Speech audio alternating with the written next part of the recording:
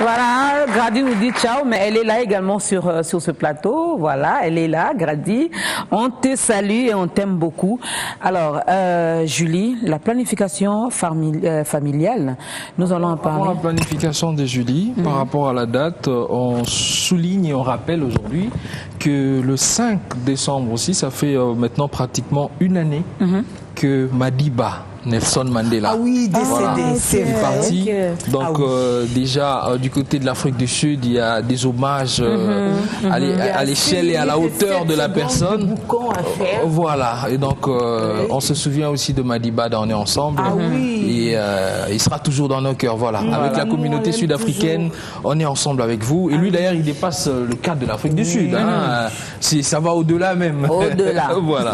Donc on se souvient de Madiba aussi. C'est rare comme ça que Branch ait des interventions aussi. Non, enfin, j'ai rien dit. Bon. Mais on parlait de... Ça arrive. De la Ça arrive. Ça arrive. Oui.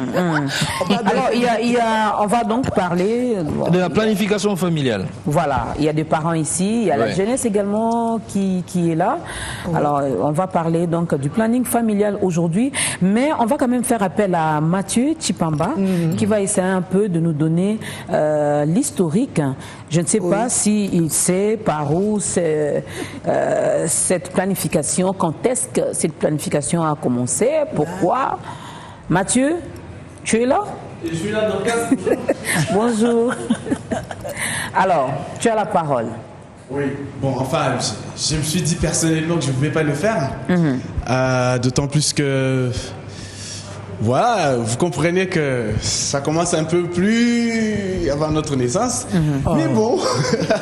Mais au moins, toi aussi, on avait planifié, hein, j'ai l'impression. Il me semble bien, parce qu'entre elle et moi, il y a quand même... c'est pas rapproché, quoi, vous voyez. Alors, entre 1908 et 1960, il y a deux méthodes qui sont utilisées. Il faut dire l'allaitement prolongé et l'abstinence.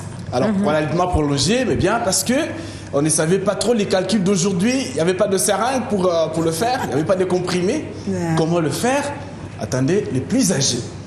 Assister les moins âgés pour leur indiquer à quel moment il faut faire quoi. À quel moment il ne faut pas faire quoi. Comprenez? Alors, l'allaitement prolongé, aujourd'hui, on conseille jusqu'à 6 mois. Mais pour éviter des grossesses non désirées... ça ne marche pas chez tout le monde. Hein? Mais la mentalité de l'époque permettait que ça marche. Vas-y. Vous pouvez aller avec l'allaitement jusqu'à 1 année.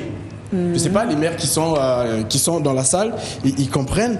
Mais avant ça, un peu avant cette date, il y a un problème, c'était la traite négrière. La traite négrière fait que beaucoup de femmes, avec de travaux lourds, étaient stériles. Et donc, la question ne se soulevait pas autant. Non. Il faut attendre, avant 1960, que le colon prenne la décision de dire que pour le développement économique du Congo, il faut renforcer le capital humain. Donc, il faut encourager les femmes à faire... À pondre. Non, pas à devenir de pondeuses. Vous comprenez?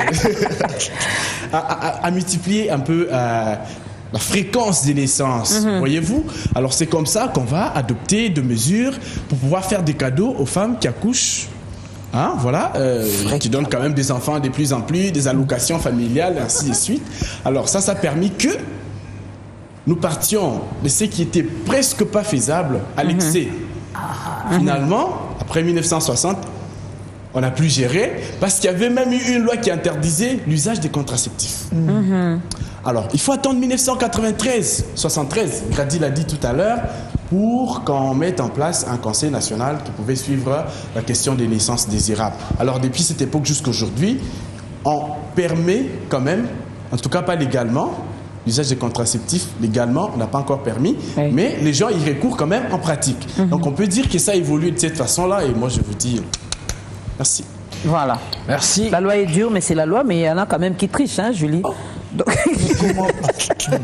Et j'ai vu, il y a nos mamans qui sont là.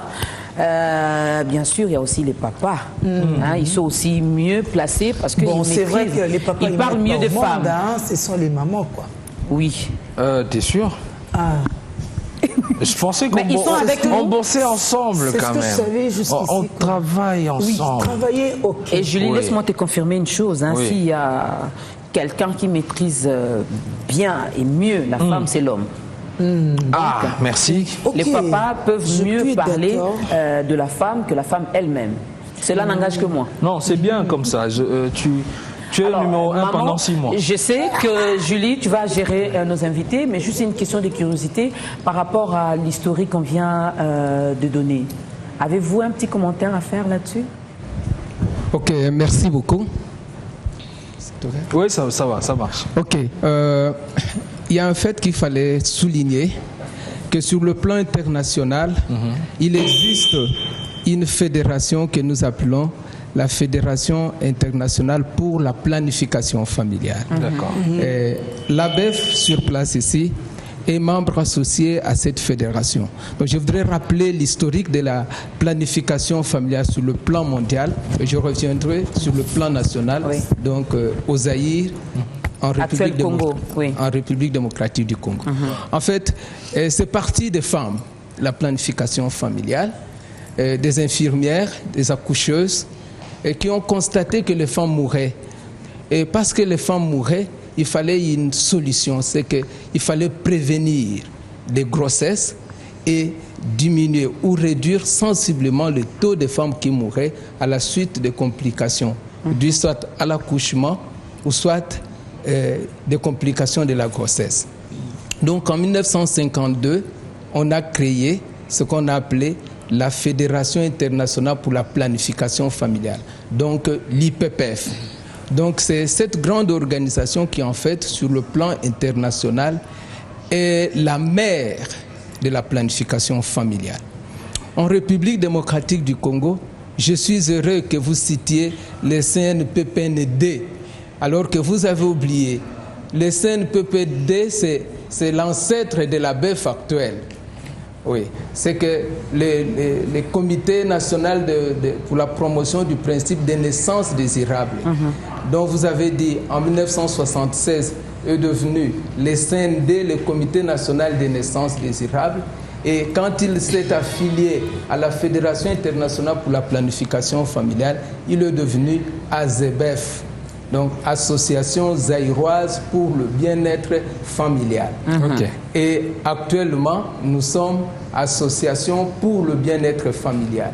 Parce que nous ne voulions pas qu'on nous appelle ACOBEF ou ACBEF, parce qu'il y a ACOBEF, Association comorienne pour le bien-être familial. Voilà. Il y a l'association congolaise en face du Congo-Brazzaville. Sinon, il y aurait amalgame en fait. Oui, alors nous avons coupé court pour dire nous sommes ABEF. Ok. En fait, sur le plan international, on parle planification familiale. Et la date du 5 décembre, ça nous émerveille que vous nous rappeliez toutes ces dates. C'est quand le feu président Mobutu a pris la décision. Lui aussi a vu. Il a dit les femmes mouraient et elle avortait. Il a fallu mettre sur pied un programme de planification familiale. Ok. Parce qu'il y avait malentendu. Les gens pensaient que la planification familiale, c'est pour arrêter les naissances. Non. Et lui a dit naissance désirable pour mettre et les confessions religieuses et la société civile, tous d'accord qu'il s'agissait de planifier les naissances. Voilà. Donc voilà ce que je vais ajouter à ce niveau du débat. C'est énorme, messieurs. Alors, à côté de vous, il y a Madame Odette Malois. Vous êtes volontaire.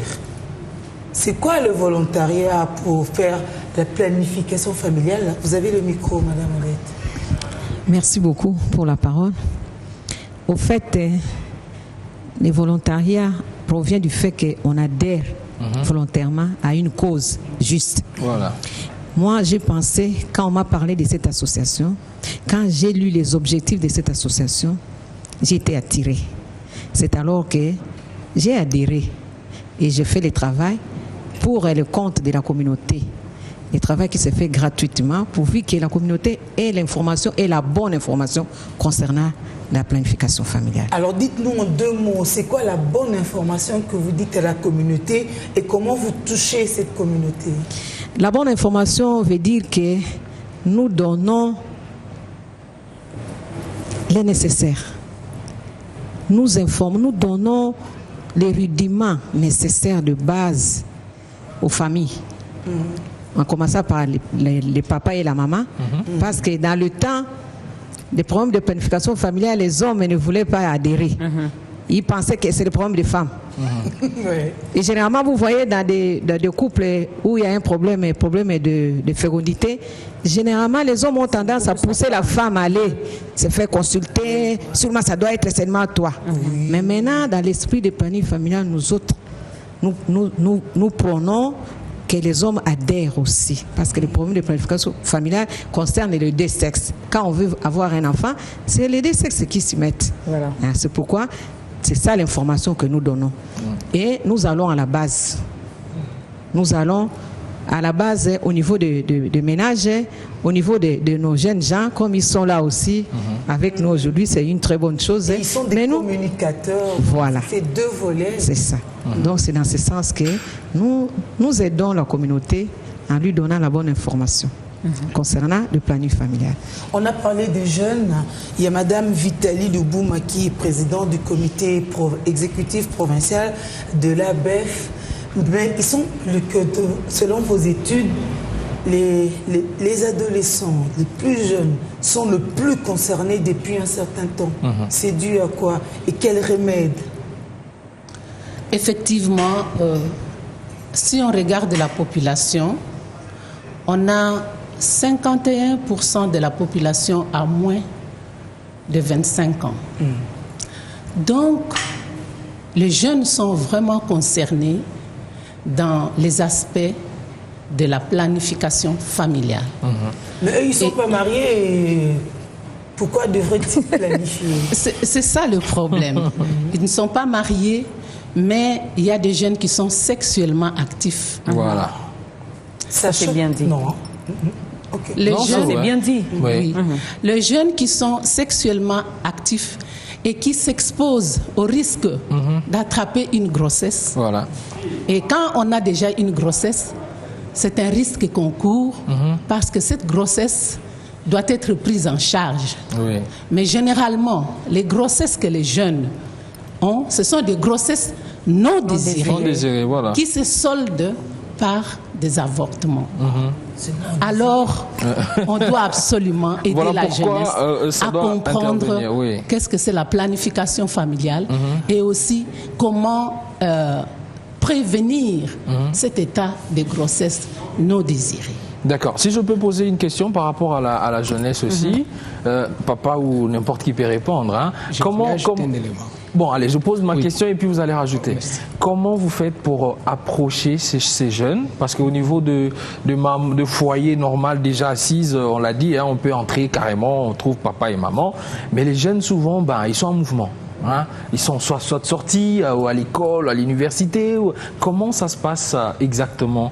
Quel est le canal que vous utilisez pour être en contact avec ces jeunes et pouvoir le sensibiliser dans ces sens-là?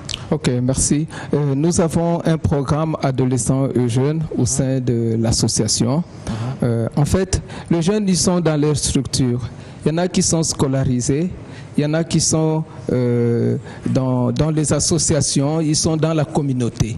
Et nous avons un programme de sensibilisation dans les écoles, dans les associations, et nous avons des cliniques qui offrent des services aux adolescents et jeunes. D'accord. Donc, ces services, au niveau d'abord de la sensibilisation, nous avons les différents thèmes.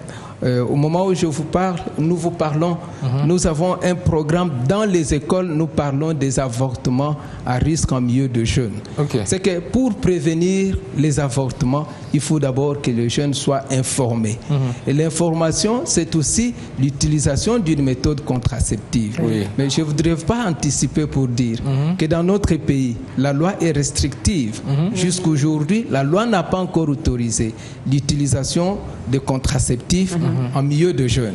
Okay. Mais nous savons que toujours l'État congolais qui a créé le programme national de santé et la reproduction, qui a encore créé le programme national de santé de l'adolescent.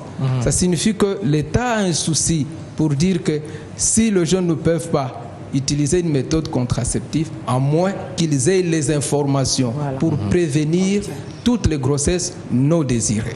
D'accord. Okay. Alors, dans l'ordre d'importance, parce que lui, vous quand êtes, il commence avec des questions, c'est fini. Hein. vous êtes en fait, vous êtes dans un champ où il faut attaquer beaucoup de secteurs. On a vu avec les parents, avec les jeunes. Mais comme maman vient de dire, 51%. Hein, voilà.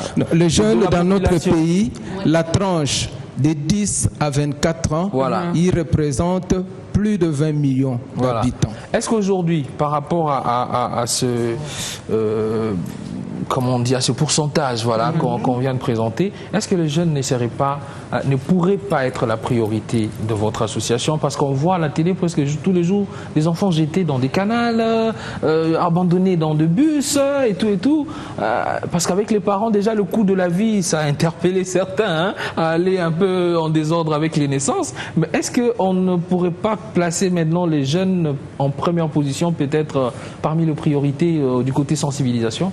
Oui, nos jeunes, ils sont une priorité pour nous. C'est pourquoi nous avons un programme destiné aux adolescents et aux jeunes. Et ce programme, il prend en fait tout l'ensemble de jeunes, c'est-à-dire ceux qui sont scolarisés, ceux qui sont non scolarisés, ceux qui sont dans les universités et ceux qui sont dans la vie courante, ceux qui sont dans les garages et partout. Donc, nous avons un programme uniquement aux ados et jeunes. C'est pourquoi nous disons que, en fait, la dimension ado et jeunes, c'est-à-dire, elle est prise en compte. Et pour nous, c'est une priorité. Et n'oubliez pas que si ces jeunes sont informés aujourd'hui, ils seront les parents de demain. Voilà. Et les parents de demain qui ont déjà les informations, nous n'allons plus sensibiliser pour dire utiliser une méthode contraceptive. Non, ils se marient, ils ont l'information, ils disent nous commençons par planifier. Et c'est pourquoi ils sont aujourd'hui la priorité pour nous. C'est que nous les préparons à devenir des parents responsables demain. Comme ce matin, nous préparons les étudiants de G1 et G2 de l'UPN à devenir des parents responsables. Et des vrais communicateurs en cette matière. Merci pour votre présence. Merci pour votre présence. Voilà, ils sont là, immobiles, ils ne bougent pas. Merci. Alors Julie, très rapidement. Quand même rapidement qu'on accorde aussi la parole au Nord Kivu. On a un représentant du Nord Kivu, M. Guy Kibira, c'est le président de la jeunesse du Nord Kivu. Tu vois qu'on est plus que planétaire, n'est-ce pas? Monsieur, bienvenue à Kinshasa. Merci. Jambo. Jambo sana, Barry. Mzuri. Mzuri sana. Je savais qu'après ça allait bloquer. Rien n'a bloqué, non, je savais. Mais, avant, peut-être que vous nous disiez quelque chose par rapport à là d'où vous venez, mais quand même un mot sur la sexualité précoce chez vous. Alors, merci de l'opportunité d'ailleurs que vous venez de me donner. Je tiens sincèrement à féliciter B1 pour l'idée de mettre en place l'émission On est ensemble, c'est ça? Merci. Et je me sens vraiment ensemble avec vous. Il n'y a pas de souci. Voilà. Si on doit parler de la sexualité en milieu de jeunes chez nous, c'est que la province du Nord Kivu n'est pas isolée de la République. Je suis en train de dire que les réalités, les tableaux qui nous a été peints par nos aînés, nos parents, il a vraiment intégré l'aspect est de la République, dont le Nord Kivu. Et donc, ces réalités sont aussi nôtres et nous pensons que les problèmes des jeunes en cette matière de sexualité est le même dans la mesure où les jeunes restent non informés sur justement la pratique sexuelle et responsable. Et je peux vous dire que cela a causé beaucoup de torts, ajouté aux guerres en répétition qui ont l'air corollaire généralement négatif. Vous comprenez que ça se pose maintenant avec acuité à l'Est et au Nord Kivu. Et par rapport à cela, ayant compris l'appel de la politique nationale sur la jeunesse, qui voudrait que la jeunesse soit formée, informée, éduquée, et nous avons pris des initiatives localement avec l'accompagnement de certains partenaires tels que CARE International, le Fonds des Nations Unies pour la Population, UNFPA, et d'autres, notamment la division de la santé. Nous sommes en train de prendre des initiatives pour justement constituer les groupes d'intérêt en milieu des jeunes, à partir desquels nous sommes en train d'abord de former, informer, mais nous évaluons l'impact qu'ils ont dans leur milieu en commençant par leur famille, pour améliorer leur comportement du point de vue sexuel, du point de vue planning familial, puisque à travers le projet Ouza Zibora avec CARE International, il y a justement des programmes spécifiques qui concernent les jeunes aussi bien en milieu scolaire et en milieu non scolaire. Voilà. Donc ça nous rassure et ça nous fait énormément plaisir de savoir que la jeunesse d'aujourd'hui est bien informée et nous osons croire que cette jeunesse à son tour va également bien transmettre l'information. Alors on va écouter quand même quelques conseils de M. Cédric Bondo. Moi je l'appelle toujours Monsieur Santé. Il a beaucoup de santé. Est-ce que Cédric Bondo est dans le coin? Tu es là, Cédric? Ah, voilà, on te voit. Il est là. Finalement, on le voit.